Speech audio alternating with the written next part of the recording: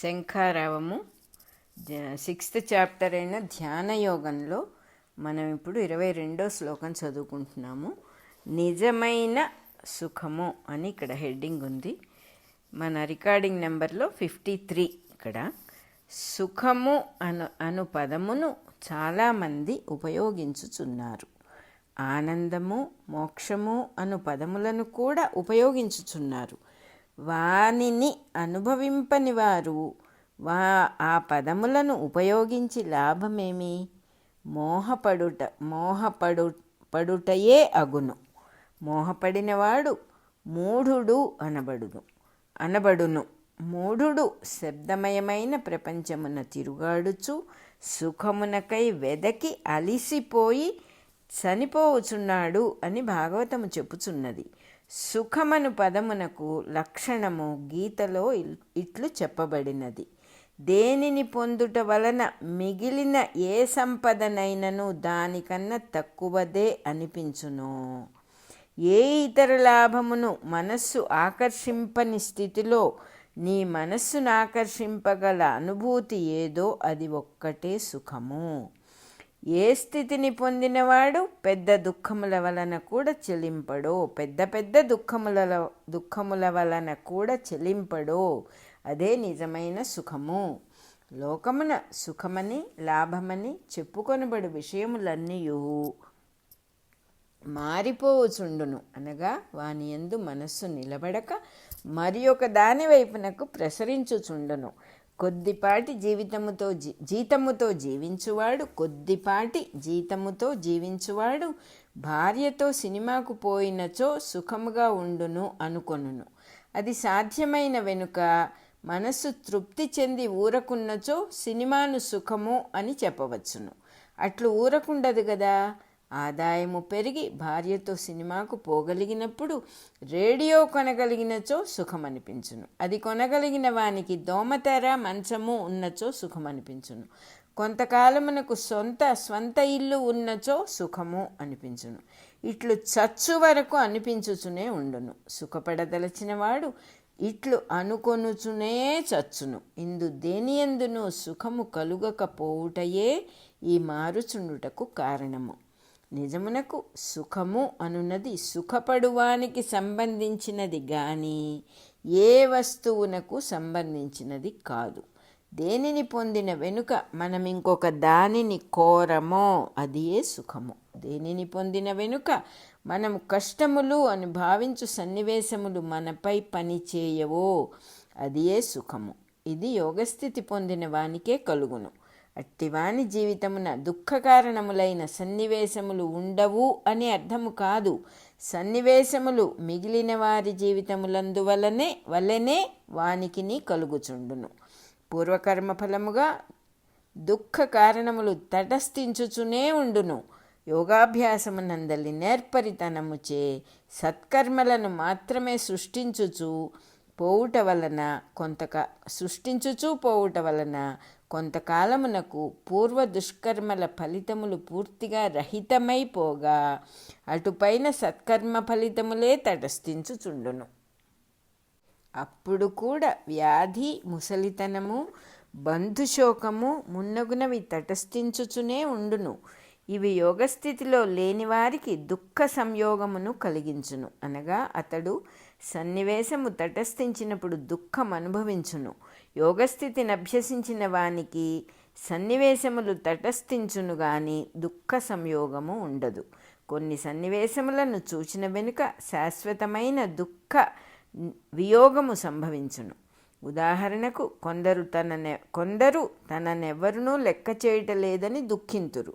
యోగస్థితిలో ఉన్నవాడు తనతో ఎవ్వరూ మాట్లాడనప్పుడు ఆత్మధ్యాన స్థితిలో ఆనందం అనుభవించుచుండును. తనతో ఎవరైనా మాట్లాడుచున్నప్పుడు దానినే వారి యందు అనుభవించును. అట్టి యోగస్థితి యందు నిరంతరము ప్రవేశించి ఉండవలెను. నూతన సాధకుడు నిరంతరము ప్రవేశించు ప్రయత్నమున ఉండవలెను. 22వ శ్లోకం అయిపోయింది. యోగి కానివానికి సంకల్పములు, కామములు ఉద్భవించుచుండును. యోగికి కూడా సంకల్పములుండును గాని ఆయా సంకల్పములు తాను సంకల్పించినవి కావు. తన ద్వారా సంకల్పింపబడినవి మాత్రమే.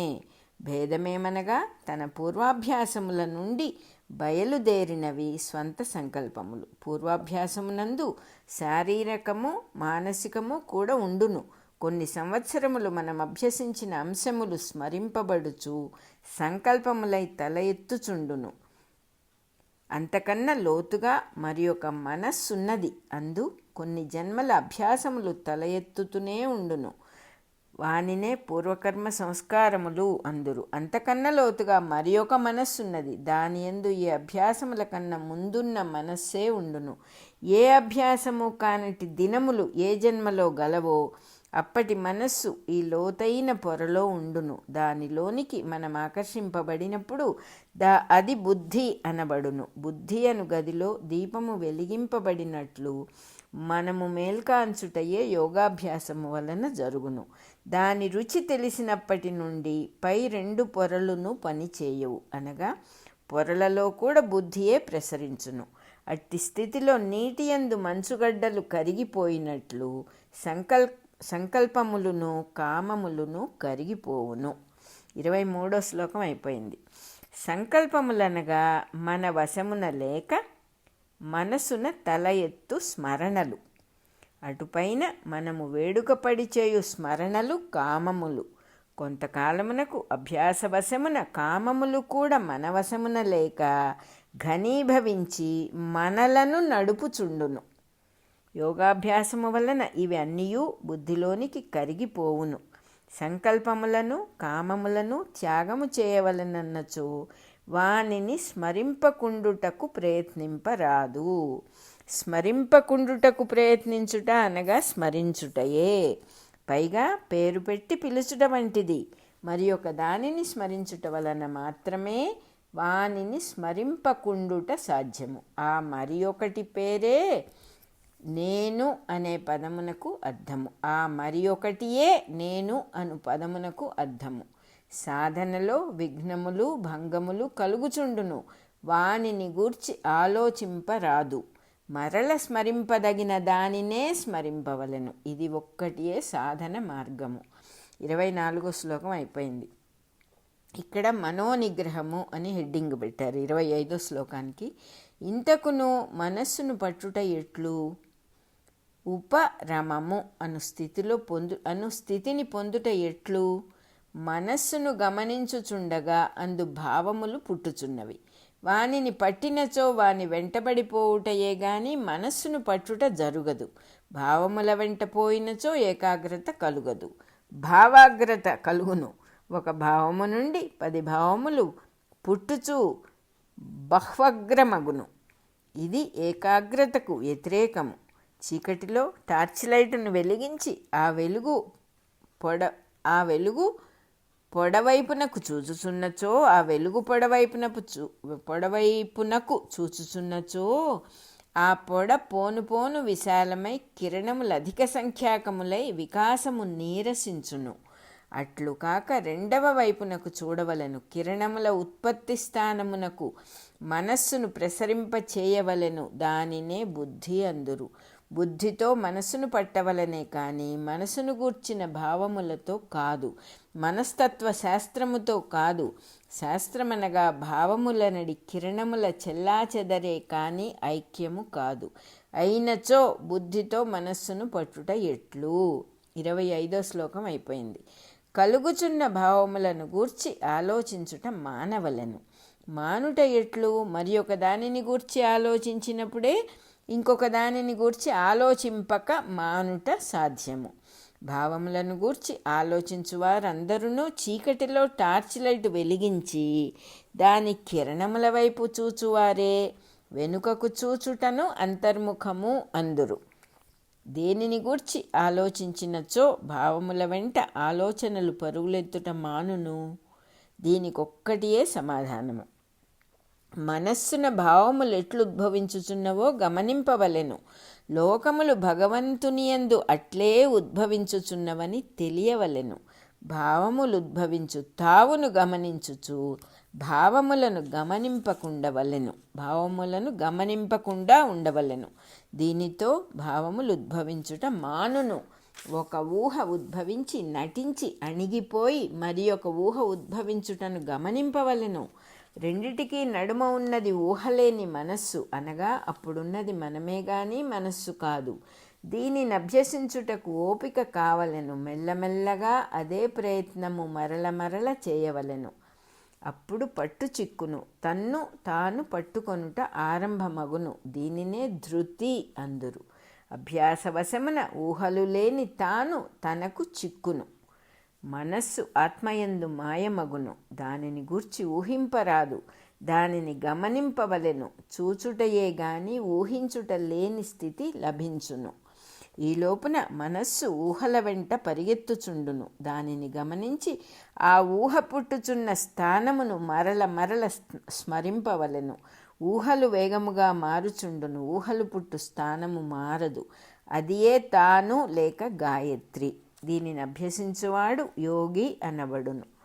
ఈ అభ్యాసము వలన రజోగుణము శాంతమగును, అనగా రజోగుణ రూపమైన కుతూహలము తొలగింపబడుట కాక అది శాంతముగా పరివర్తన చెందును, శాంతముగా మారును. 27వ శ్లోకం అయిపోయింది. దీపమునకు మసి ఎట్టిదో మనస్సునకు ఊహలు అట్టివి. ఊహల ఉత్పత్తి స్థానమును గమనించుటయందు శాంత స్థితి చెందిన వానికి మసి పట్టదు. మనస్సు ప్రత్తి వలె కాలుటయే ఊహలు పుట్టుట. ఊహలు మానినచో ప్రత్తి కాలదు, తాను వెలుగుగా నిలబడును. ఈ వెలుగు ప్రత్తిపై ఆధారపడి ఉండక తనపై ఆధారపడి ఉండును. అప్పుడున్న స్థితి నిజమైన సుఖము. దానికి మార్పు లేదు గనుక ఆది అంతములు లేవు.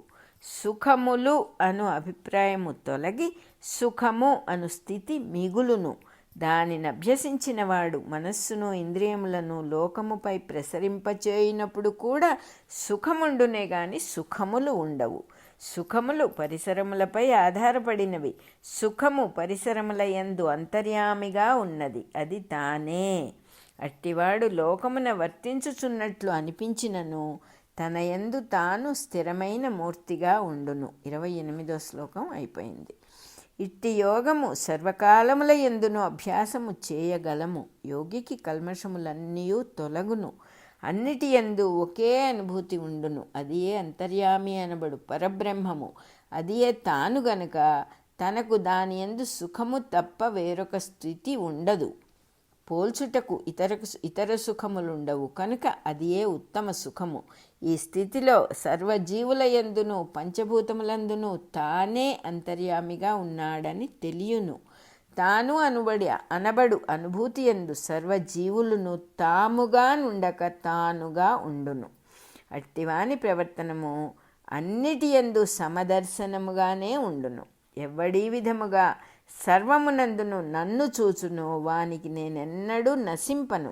వాడు నా యందెన్నడూ నశింపక నిలచి ఉండును. ఈ మార్గమున అందరి యందు ఉన్న నా యందు ఏకత్వము సాధించిన వాడు అన్ని విధములా వర్తించుచుండి కూడా యోగి అయి నా యందు వర్తించును. దీనిని వెలుగుగా దర్శించుచు దీని యందు జీవించువారే ఆత్మజ్యోతిని వెలిగించి వ్యాపింప చేయువారు.